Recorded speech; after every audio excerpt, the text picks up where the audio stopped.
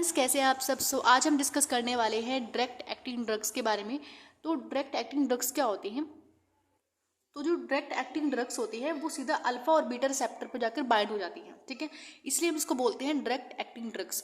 तो एक मैं आपको एग्जाम्पल बता देती हूँ इसका। तो देखो, सपोज हमारे पास कोई ड्रग है, ड्रग ले लो कोई भी। तो सपोज मैंने यहाँ पे ड्रग ली है फिनाइल एफ्रीन, फिनाइल एफ्रीन, एफ्रीन, ठीक है। तो फिनाइल एफ्रीन ने क्या किया, यहाँ पे जैसे इसको हमने भेजा ना डायरेक्ट, यानी ये जो फिनाइल एफ्रीन होती है वो डायरेक्ट काम करती है। तो डायरेक्ट कैसे काम करेगी? जैसे हमारे पास यहाँ पे दो क्या है, न्यूरॉन्स हैं, ठीक है। एक होता है प्री और एक पोस्ट, ठीक है। तो ये क्या करेगी, जाके सीधा यहाँ पे जो डायरेक्ट ड्रग है ये, तो ये सीधा जाके अल्फा और बीटा रिसेप्टर, यहाँ पे बहुत सारे अल्फा और बीटा रिसेप्टर्स होते हैं, ठीक है। तो जो ये ड्रग्स होती हैं, सारी डायरेक्ट ड्रग्स जो होती हैं, ये बीटा और अल्फा रिसेप्टर पे जाके डायरेक्ट अटैच हो जाती है, ठीक है। तो इसलिए इनको इन ड्रग्स को डायरेक्ट उसमें रखा गया है, डायरेक्ट एक्टिंग ड्रग्स में रखा गया है, ठीक है। और हमारे पास कुल जो हमारे सिलेबस में ड्रग दी हुई है वो 14 है, ठीक है। 14 जो ऐसी ड्रग्स है जो डायरेक्ट एक्शन शो करती हैं अल्फा और बीटा रिसेप्टर पर। तो जो यहाँ पे इसकी डेफिनेशन देख लेते हैं। These are others drugs and agents which are directly bind with the adrenergic receptor. Adrenergic receptors कौन से होते हैं? अल्फा और बीटा। जो कि हमने, अगर आपने इससे पिछले वाला लेक्चर नहीं देखा है, उसमें मैंने अल्फा और बीटा रिसेप्टर के बारे में अच्छे से डिस्कशन किया है। सो क्या फंक्शन होता है, कौन सी जगह पे उसका लोकेशन होता है, सब कुछ अच्छे से हमने डिस्कस किया उसमें, ठीक है। और कैसे जो इसका फार्माकोलॉजिकल एक्शन होता है वो कैसे होता है, ठीक है, ये भी हमने इसमें डिस्कस किया था। और नेक्स्ट हम डिस्कस करते हैं। देखो, यहाँ पे जो ये ड्रग्स होती है सारी की सारी, ये रैपिड ऑनसेट यानी जल्दी एक्शन शो करती है अपना, ठीक है। और उनका जो ड्यूरेशन होता है, टाइम ड्यूरेशन होता है, वो बहुत शॉर्ट होता है, ठीक है। ये जो न्यूरोट्रांसमीटर और हार्मोन्स आपने सुना होगा, तो जो न्यूरोट्रांसमीटर होते हैं वो अपना जो एक्शन होता है वो बिल्कुल शॉर्ट टाइम के लिए एक्शन शो करते हैं। लेकिन ये अगर इसके अपोजिट में हार्मोन्स को देखिए, हार्मोन्स अपना लॉन्ग टाइम तक एक्शन शो करते हैं, ठीक है। तो यही इनमें एक मेन फ़र्क होता है। और देखो, यहाँ पे हमारे पास ये 14 ड्रग्स हैं जो कि डायरेक्ट किस पे, अल्फा और बीटा पे जाके एक्ट करके फिर रिस्पॉन्स अपना शो करती हैं, ठीक है। तो फर्स्ट हम देखते हैं फिनाइल एफ्रीन। देखो, जो फिनाइल एफ्रीन के ऊपर क्या है, हमारे पास स्टार लगा हुआ है। अगर आप अपना सिलेबस खोल के देखो तो उसके ऊपर स्टार दिया हुआ है। इस स्टार का मीनिंग क्या है कि हमें इसकी सिंथेसिस भी पढ़नी है, ठीक है। और एक हमारे पास दो ड्रग्स है जिसकी हमें सिंथेसिस पढ़नी है। फर्स्ट जो हमारी ड्रग है, देखो यहाँ पे एक फिनाइल एफ्रीन के ऊपर दिया हुआ है स्टार, ठीक है। और साल्ब्यूटामोल के ऊपर भी हमें स्टार दिया हुआ है ताकि हमें इसकी सिंथेसिस पढ़नी है, ठीक है। तो फर्स्ट हम बात करते हैं। तो पहले हम इन दोनों को ही क्या कर लेते हैं, पढ़ लेते हैं, ताकि हमारे पास जो सिंथेसिस है खत्म हो जाएगी, ठीक है। तो जो फिनाइल एफ्रीन है, फिनाइल एफ्रीन का स्ट्रक्चर कैसा होता है? जो फिनाइल एफ्रीन है, फिनाइल एफ्रीन का जो स्ट्रक्चर है, यहाँ पे हमें इसको 2-3 बार लिख के देखना होगा, तब जाके कहीं याद होंगे, ऐसे ही याद नहीं होने वाली इतनी ईजी, ठीक है। तो ये स्ट्रक्चर है, एक बार इसको बना के देख लेना। और जो फिनाइल एफ्रीन होता है उसके अंदर वो किस चीज़ में अवेलेबल होता है, यानी उसके साथ HCl सॉल्ट भी होता है, ठीक है। उसका एक कॉम्बिनेशन है ये, ठीक है। तो इसकी प्रॉपर्टीज़ हम देखते हैं। प्रॉपर्टीज़: वाइट एंड ऑर्डरलेस, थोड़ा सा कड़वा होता है टेस्ट में, क्रिस्टलाइन पाउडर होते हैं, और soluble in water and alcohol glycerol, तो इसमें सोल्यूबल होता है। नेक्स्ट हम देखते हैं इसका मेथड ऑफ एक्शन। एक्शन कहाँ पे शो करता है? अल्फा 1 रिसेप्टर पे। अल्फा 1 रिसेप्टर का काम क्या होता है? किसी चीज़ को स्टिमुलेट करना, ठीक है। इसमें जितने भी कॉन्ट्रैक्शन होंगे, कॉन्टैक्ट हर चीज़ को कॉन्ट्रैक्ट करेगा ये, ठीक है। जब भी कॉन्ट्रैक्ट करेगा तो बीपी इंक्रीज हो जाता है हमारा, ठीक है। बीपी इंक्रीज हो गया। और अगर हम यहाँ देखिए अल्फा 1 के क्या क्या काम थे, देखो यहाँ पे आयरस को कॉन्ट्रैक्ट किया था उसने, ठीक है। और देखो IUS को कॉन्ट्रैक्ट किया था, ठीक है, ताकि जो यूरिनरी रिटेंशन है वो इंक्रीज हो जाए, ठीक है। तो देखो यहाँ पे इसका मेथड ऑफ एक्शन क्या है? अल्फा 1 रिसेप्टर के ऊपर जाके बाइंड होगा और वहाँ पे अपना एक्शन शो करेगा। और जो इसकी स्टोरेज है, स्टोरेज पे इसको टाइट कंटेनर में इसको स्टोर करना है। यूजेस क्या है इसके? वैसो कॉन्ट्रैक्शन इन आर्टरीज, आयरस में होगा कॉन्ट्रैक्शन, ठीक है। और नेक्स्ट है कॉन्ट्रैक्शन ऑफ जो हमारा यूट्रस होता है उसके अंदर भी ये कॉन्ट्रैक्शन शो करेगा। नेक्स्ट हमारे पास ये हाइपोटेंशन में भी काम आता है। हाइपोटेंशन में कैसे काम आता है? इसकी जो बीपी इंक्रीज हो जाता है तो हाइपरटेंशन हो जाता है। तो हाइपोटेंशन में कैसे काम आएगा? हाइपोटेंशन मीन्स बीपी का कम होना। तो उस टाइम पे जो हमारी वेसल्स होती है वो डायलेट हो रही होती हैं। तो जब हम उसको कॉन्ट्रैक्ट कर देंगे यानी उसको प्रेस करेंगे, तो जो उसका हमारे पास वेसल्स होंगे, इसका ब्लड प्रेशर इंक्रीज हो जाएगा। तो जब ब्लड प्रेशर इंक्रीज होगा तो उसका फंक्शन क्या हो गया, वैसो कॉन्ट्रैक्शन, यानी जो वेसल्स हैं वो कॉन्ट्रैक्ट कर रही हैं, तो उस वजह से क्या होगा, उसका बीपी इंक्रीज हो जाएगा। ठीक है, नेक्स्ट है हमारे पास नेजल डीकॉन्जेस्टेंट। नेजल डीकॉन्जेस्टेंट क्या होता है, जब आपकी नोज जो होती है स्टफ हो जाती है, उसमें म्यूकस की जो लेवल है वो इंक्रीज हो जाता है, तो आपकी नोज क्या होती है, स्टफ हो जाती है। ठीक है, तो उसमें भी हम इसका यूज़ कर सकते हैं। नेक्स्ट हम इसकी बात करते हैं सिंथेसिस की। सिंथेसिस में क्या है, जब फिनोल और 2 क्लोरोएसिटाइल क्लोरीन हम आपस में मिलाएंगे तो इसमें क्या होगा, यहाँ पे बेंजीन के पास कितने हाइड्रोजन होते हैं, 6, लेकिन हमारे पास यहाँ पे फिनोल है, तो फिनोल होने की वजह से यहाँ पे कितने हाइड्रोजन है, हमारे पास 5 अवेलेबल हैं, लेकिन एक हाइड्रोजन इसके पास है, तो हमें ये कंसीडर नहीं करना। जो 5 दूसरे वाले हाइड्रोजन है उसके साथ क्या होगा, जी HCl है, यहाँ पे इसके साथ अटैच होकर HCl फॉर्म कर लेगा, और जब ये HCl फॉर्म करेगा तो यहाँ से रिमूव हो जाएगा, तो यहाँ पे HCl रिमूव हो रहा है, और जब HCl रिमूव होगा तो यहाँ पे जो यहाँ पे जो कार्बन है, ठीक है, यहाँ इसके साथ ये अटैच होगी, ये हमारे पास 2-chloro-1,3 हाइड्रोक्सी फिनाइल इथेनॉल बना लेगा। ठीक है, तो इसके बाद हम देखते हैं, देखो ये जो ऊपर वाला मॉलिक्यूल है हमने यहाँ पे बनाया। ठीक है, तो जब हमने यहाँ पे इसमें क्या किया, हमने CH2 और NH2 को हमने यहाँ पे मिलाया, तो इसमें क्या हुआ, हमारे पास NH2 के पास 2 हाइड्रोजन है, तो एक हाइड्रोजन क्या होगा, यहाँ पे ये इसको दे देगा। ठीक है, एक हाइड्रोजन इसने यहाँ पे इसको दे दिया, तो यहाँ पे HCl रिमूव हो गया। HCl रिमूव होने के बाद ये इसके साथ जाके अटैच हो गया। ठीक है, तो उसने क्या फॉर्म कर लिया, 1,3 हाइड्रोक्सी फिनाइल, तो यहाँ पे 1,3 हाइड्रोक्सी फिनाइल 2 मिथाइल अमीनो इथेनोवन। ठीक है, तो यहाँ पे आके प्रोड्यूस हो गया हमारे पास। नेक्स्ट हम देखते हैं हाइड्रोजन। हाइड्रोजन जब इसमें अटैच हुआ तो हाइड्रोजन क्या करेगा, एक कैटलिस्ट के साथ मतलब उसको जब हाइड्रोजन को ऐड करते हैं, क्योंकि हाइड्रोजन क्या होती है, गैस फॉर्म में होती है, और हाइड्रोजन अगर हम उसको गैस फॉर्म में डाल देते हैं तो वो कोई काम की नहीं रहेगी उसके अंदर, तो हम इसके साथ एक कैटलिस्ट डालना पड़ता है जो कि एक मेटल होता है। ठीक है, तो जब हम इसके अंदर कोई कैटलिस्ट के साथ हाइड्रोजन को ऐड करेंगे तो यहाँ पे हमारे पास, यहाँ पे क्या था, हमारे पास डबल बॉन्ड था, C के साथ डबल बॉन्ड था, तो लेकिन हमने यहाँ पे 2 हाइड्रोजन डाली, तो एक हाइड्रोजन इसके साथ अटैच हो जाएगा, और जब ये अनस्टेबल हो जाएगा बॉन्ड तो एक बॉन्ड टूट जाएगा, और उसके बाद हाइड्रोजन दूसरा अटैच हो जाएगा इसके साथ। ठीक है, तो ये पूरा मिलकर क्या बनाएगा, फिनाइल एफ्रीन। ठीक है, ऐसे हमारे पास फिनाइल एफ्रीन का सिंथेसिस होता है।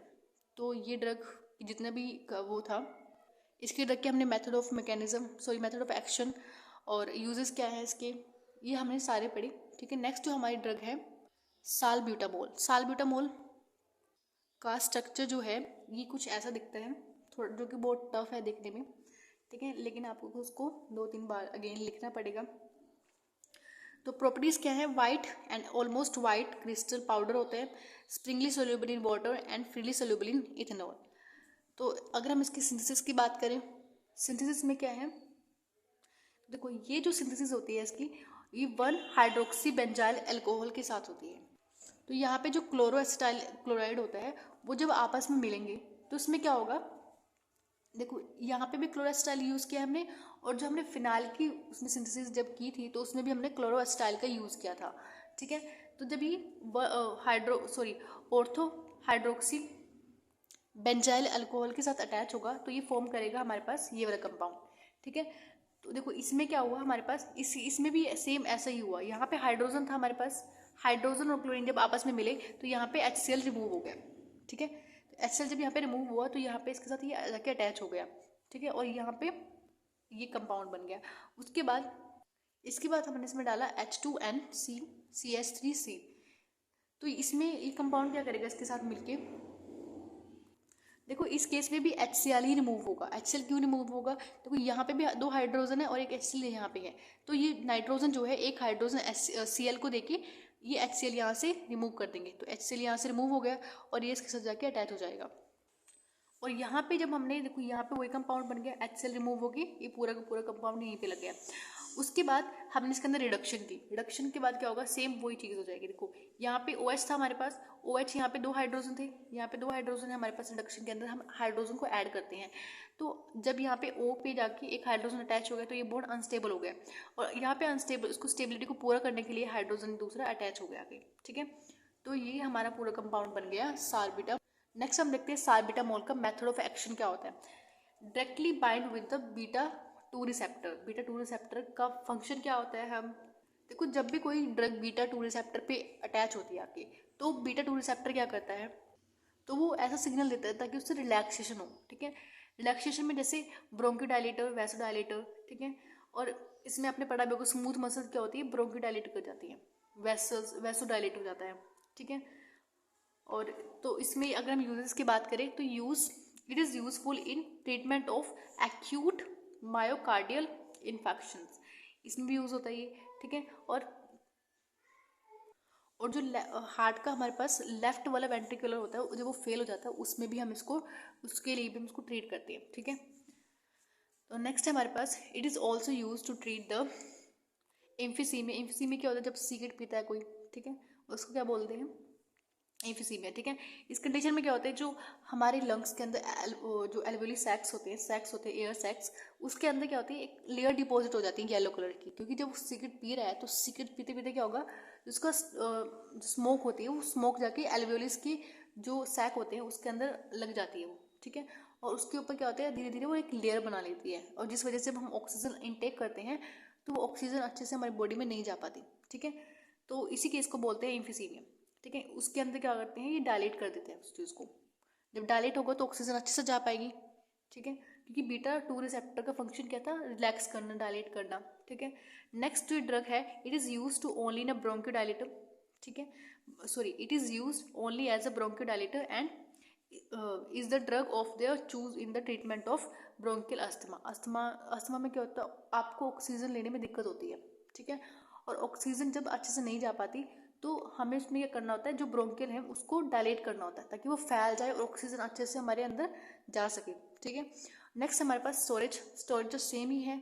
ठीक है, उसको टाइट, उसमें एयर टाइट कंटेनर में इसको स्टोर करके रखना है, और ये इसका क्या है, स्टोरेज है। ठीक है, अगर हम इसकी डोज की बात करें तो डोज में क्या होता है, ये ओरल इनहेलर होते हैं। अस्थमा में क्या करते हैं, इनहेलर्स देखे होंगे आपने, वो ऊपर ऐसे कुछ फिंगर के साथ टैप करते हैं और वो जो इनहेलर है वो अपने अंदर इनहेल कर लेता है। ठीक है, तो इसमें और इनहेलर है, और एडल्ट डोज इन द 100, जो एडल्ट की डोज होती है वो 100 mg होती है। ठीक है, और हम उसको, और जो उसकी सेकेंड डोज होती है आफ्टर 5 मिनट्स हम उसको दे सकते हैं। ठीक है, एज पर द रिक्वायरमेंट, अगर उसको रिक्वायर किसने किया है, किसी डॉक्टर ने अगर उसको रिक्वायर किया है तभी हम उसको दे सकते हैं, अदरवाइज नहीं। तो नेक्स्ट हम बात करते हैं नोर एपिनेफ्रिन। नोर एपिनेफ्रिन क्या होता है, इसको हम नोर एडिनर्जिक भी बोलते हैं। ठीक है, और जो इसका स्ट्रक्चर है थोड़ा ईजी सा स्ट्रक्चर है इसका। ठीक है, आप इसको एक बार नोटबुक में राइट डाउन करके देख लेना। और इसकी प्रॉपर्टीज़ की बात करें तो ये वाइट, ठीक है, और थोड़ा सा ब्राउनिश वाइट होता है, क्रिस्टलाइन पाउडर होता है, slightly soluble in ethanol and soluble in water. ठीक है, और इसका मैकेनिज्म क्या है, ये पोटेंट ड्रग है अल्फा रिसेप्टर्स के लिए। ठीक है, और जो बीटा 1 रिसेप्टर्स होते हैं उसको उस पर इफेक्ट शो करते हैं, लेकिन जो बीटा 2 रिसेप्टर है उस पर कोई इफेक्ट शो नहीं होता इसका। ठीक है, नेक्स्ट हम बात करते हैं यूजेस की। तो यूजेस में क्या है, वैसो कॉन्ट्रैक्शन प्रॉपर्टीज़ है। ठीक है, और लोकल एनेस्थेटिक है, यानी अगर हम उसको जैसे डेंटल केसेस में क्या होता है, हमें स्पेसिफिक जो टीथ होते हैं अगर हम उसमें कुछ सर्जरी या जो टीथ वगैरह उसको रिप्लेस करना है तो हमें लोकल एनेस्थीसिया की जरूरत पड़ती है। ठीक है, तो ये डेंटल केस में बहुत ज़्यादा यूज़ होता है। और जो इसकी एंड ट्रीटमेंट ऑफ हाइपोटेंशन में इसको ट्रीट किया जाता है।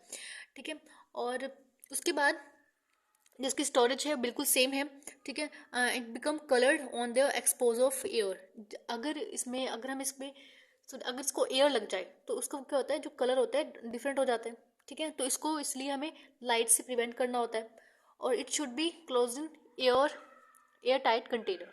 इसको एयर टाइट कंटेनर में इसको स्टोर करना है। ठीक है, और इसके बाद हमारे पास है एपिनेफ्रिन। ठीक है, एपिनेफ्रिन में क्या होता है, देखो जो एपिनेफ्रिन और नॉर एपिनेफ्रिन का जो डिफरेंट होता है, स्ट्रक्चर में जो डिफरेंस है वो क्या है, यहाँ पे जो अगर हम नॉन एपिनेफ्रिन को देखो तो यहाँ पे NH2 लगा हुआ था, लेकिन यहाँ पे जब एक हाइड्रोजन निकल के CH3 लग गया तो वो क्या बन गया, एपिनेफ्रिन। ठीक है, दोनों का स्ट्रक्चर थोड़ा सिमिलर है, लेकिन इसमें यहाँ पे CH3 आ गया, इस वजह से इसका नाम क्या पड़ गया, एपिनेफ्रिन। ठीक है, नेक्स्ट हम इसकी प्रॉपर्टीज़ की बात करें तो वाइट एंड क्रीमी वाइट होता है थोड़ा सा ये, और थोड़ा सा क्रिस्टलाइन पाउडर होते हैं, and dissolve in solution of minerals acid. जो मिनरल एसिड का सोल्यूशन होता है उसके अंदर हम इसको डिजोल्व करते हैं, और पोटेशियम हाइड्रोक्सी और NaOH के अंदर भी डिजोल्व इजिली हो जाता है। It is a sparingly soluble in water और insoluble in ethanol and ether. And mechanism की अगर बात करें, इसकी मैकेनिज्म में क्या है, directly bind with the alpha 1 beta 2 receptor. Alpha 1 beta 2 receptors के साथ क्या करता है, अच्छे से बाइंड हो जाता है ये, ठीक है, बाइंड करके वहाँ पे एक्शन शो करता है। And it gives by oral route and in the form of prodrug. देखो इसकी प्रोड्रग क्या होती है, यानी अगर हमारे पास एपिनेफ्रिन है, एपिनेफ्रिन का एक स्टेज पहले जो ड्रग होगा, ठीक है, एक स्टेज जो पहले जो चीज़ कंपाउंड बनेगा तो उसको क्या बोलते हैं, प्रोड्रग। यानी हम उसको एपिनेफ्रिन के फॉर्म में नहीं देंगे, हमारी बॉडी में उसको ऐसे फॉर्म में डालेंगे जब वो ड्रग हमारी बॉडी के अंदर जाए और जब उसका इफेक्ट शो हो तो जाके वो एपिनेफ्रिन के अंदर कन्वर्ट हो जाएगी, ठीक है। हम उसको एक स्टेप पहले जो ड्रग बनाते हैं उस फॉर्म में देंगे, ठीक है, तो उसको बोलते हैं प्रोड्रग। और जो एपिनेफ्रिन का एक प्रोड्रग होता है, यानी उससे एक पहले का जो स्टेप होता है उसको क्या बोलते हैं, पिबोलिक एसिड। पिबोलिक एसिड क्या होता है, एपिनेफ्रिन का एक प्रोड्रग होता है। तो हम पिबोलिक एसिड को देते हैं, लेकिन जब यही एसिड हमारे बॉडी के अंदर जाएगा तो एपिनेफ्रिन में कन्वर्ट हो जाएगा और एपिनेफ्रिन में बन के क्या करेगा, अपना एक्शन शो करेगा।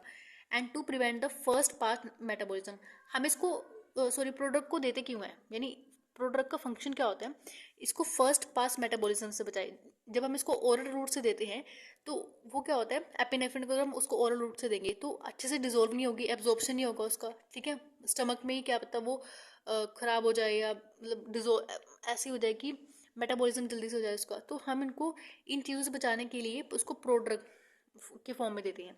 नेक्स्ट अगर हम इसकी यूजेस की बात करें, यूजेस क्या होती हैं इसकी, it is use as a symptomatic drugs and bronchiolytics and anti asthmatic drug है, यानी अस्थमा में यूज़ की जाती है इसको, ठीक है। और सिम्पटोमेटिक क्या होती है, यानी जो उसको जो सिंपथेटिक फॉर्म में दी जाती है, यानी जब किसी का सिंपथेटिक नर्वस सिस्टम क्या होता है, स्टिमुलेट होता है, तो हम इसको इसलिए सिम्पटोमेटिक फॉर्म में देते हैं उसको। नेक्स्ट है इसका जो यूज़ है, प्रिवेंट ब्लीडिंग ड्यूरिंग सर्जरी। ये सर्जरी के टाइम पे ब्लीडिंग को प्रिवेंट करता है। And inner organs bleeding because जो एड्रेनलिन लीडिंग विद होता है उसमें क्या होता है, जो एड्रेनलिन होता है वो क्या करता है, कॉन्ट्रैक्शन को रोकता है। तो जब कॉन्ट्रैक्शन ही करेगी, कॉन्ट्रैक्ट ही नहीं होगा तो वो क्या होगा, ब्लड प्रेशर इंक्रीज हो जाएगा, डिक्रीज हो जाएगा। उस वजह से क्या होगा, हाइपोटेंशन हो जाएगा। और हाइपोटेंशन में क्या होता है, ब्लड इजीली फ्लो नहीं कर पाता, ठीक है, तो वहाँ पे ब्लड जो है इतने सर्जरी के टाइम पे नहीं निकलेगा, ठीक है। नेक्स्ट जो है इसका emergency treat of the anaphylaxis and anaphylactics shocks में इसको जो ये क्या होता है, कार्डिक पल्मोनरी डिसीजेस में इसको यूज़ करते हैं, ठीक है। और जो इसके यूजेस हैं, इनकी यूजेस में क्या करना है, आपको 2-3 यूजेस अच्छे से लर्न कर लेने हैं ताकि आपको जब एग्ज़ाम में आए तो आप इजीली उनको लर्न कर पाओ, ठीक है। और इस लेक्चर में हमने डिस्कस किया है नोरएपिनेफ्रिन, एपिनेफ्रिन और फिनाइलेफ्रिन, इन तीनों के बारे में और साइब्यूटामोल के बारे में, ठीक है। तो ये चारों ड्रग्स हमारे अच्छी तरह से कंप्लीट हो गई हैं। उसके बाद हम डिस्कस करेंगे हमारी जो बाकी बच गई हैं, ठीक है। टोटल 14 हैं, 14 में से हमने 4 कर ली हैं, बाकी 10 बची, ठीक है। इनको हम अपने आने वाली वीडियोस में आगे कंटिन्यू करेंगे। And thank you for watching this video.